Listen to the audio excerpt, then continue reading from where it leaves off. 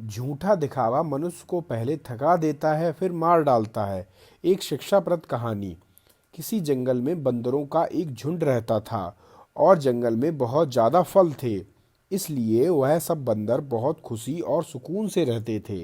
एक दिन ऐसा हुआ कि एक वैज्ञानिक अपनी बेटी के साथ उस जंगल में रिसर्च करने के लिए आया। तंबू लगाने के बाद वैज्ञानिक तो पौधों के नमूने लेने के लिए निकल गया, मगर उसकी बेटी तंबू की सजावट करने के लिए वहीं रह गई। उसने पहले जमीन पर एक पुराना कालीन बिछाया और उस कालीन पर बिस्तर लगाए। तंबू के बीच में एक बिजली का लालटेन लटकाया और उसके नीचे एक छोटे से मेज पर सजावटी सेबों से भरी एक टोकरी रख दी। वह सेब देखने में बहुत ताजा, खूबसूरत और बड़े लग रहे थे। सब बंदर पेड़ों पर बैठे उन नकली सेबों को लालच से देख रहे थे।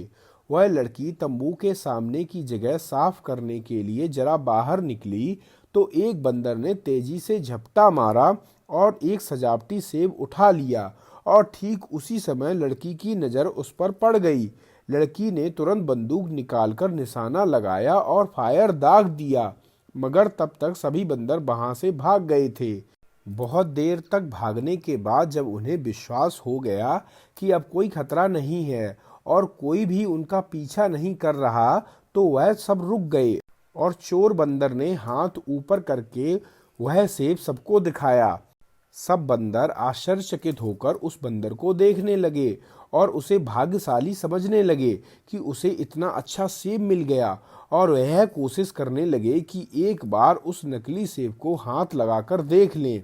चोर बंदर ने सबको धकेल दिया और वह नकली सेब लेकर एक पेड़ की सबसे ऊंची शाखा पर जा बैठा और सेब को खाने के लिए मुंह में लेकर दबाया, मगर वह तो नकली सेब था, सख्त प्लास्टिक का बना हुआ, जिसे चबाने में बंदर के दांतों में दर्द होने लगा।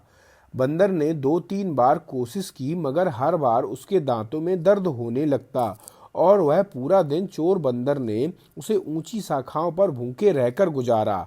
अगले दिन वह नीचे उतरा। सभी बंदर उसका आदर करने लगे, क्योंकि उस समय भी उसके हाथ में वह नकली सेब था।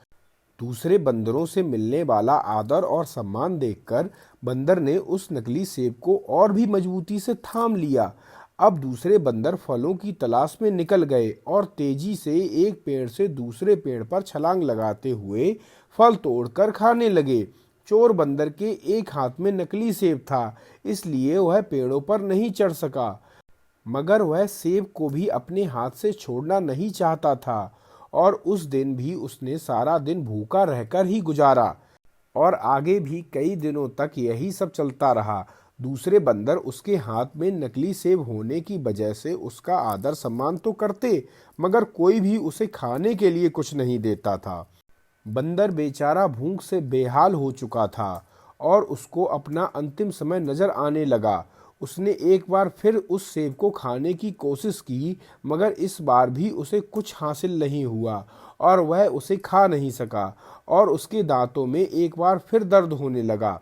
चोर बंदर को अपनी आंखों के सामने पेड़ों पर लटके हुए फल तो दिखाई दे रहे थे, मगर उसमें अब इतनी हिम्मत नहीं बची थी कि वह उन पेड़ों पर चढ़ सके, और आहिस्ता आहिस्ता उसकी आंखें हमेशा के लिए बंद हो गईं।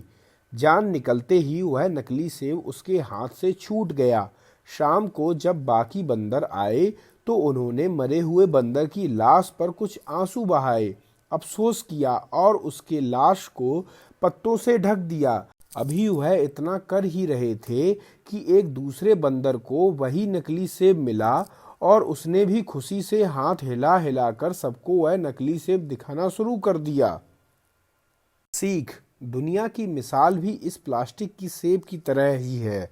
इससे कुछ हासिल नहीं होता, जबकि उसे देखने वाले उससे प्रभावित हो रहे होते हैं। और दुनिया को अपनी मुट्ठी में रखने का दावा करने वाला इस दुनिया से खाली हाथ ही चला जाता है। झूठा दिखावा मनुष्य को पहले थका देता है, फिर उसे मार डालता है। कहानी अगर पसंद आई हो तो चैनल को लाइक करना और सब्सक्राइब करना ना भूलें, और साथ ही साथ कमेंट करके हमें ज़रूर बताएं कि कहानी आपको कैसी लगी।